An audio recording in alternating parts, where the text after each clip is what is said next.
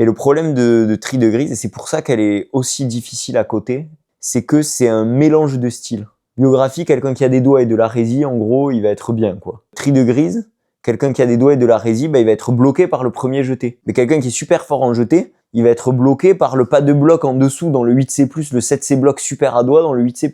Quelqu'un qui est pas très bon en gestion, il va galérer à faire les 2 derniers jetés. Par exemple, Jules, il y est tombé. Jules, le dernier jeté, qui doit valoir 6C plus 7 à bloc, a tout cassé, donc pas très dur.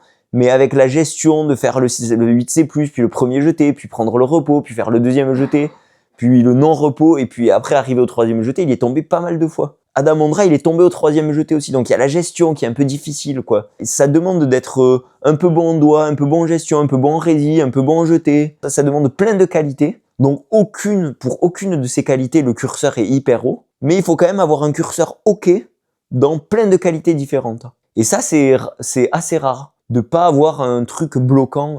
Donc quelqu'un qui a un niveau 8C plus 9A dans tous les domaines de l'escalade, il peut faire tri de grise. Est-ce pour autant que tri de grise n'est que 8C plus 9A? Peut-être que dans la difficulté de la voie, il faut prendre en compte le fait que c'est rare, la polyvalence, c'est quand même une qualité aussi en soi. Et que donc, c'est pour ça qu'elle est difficile à, tu vois, qu'elle est difficile à coter.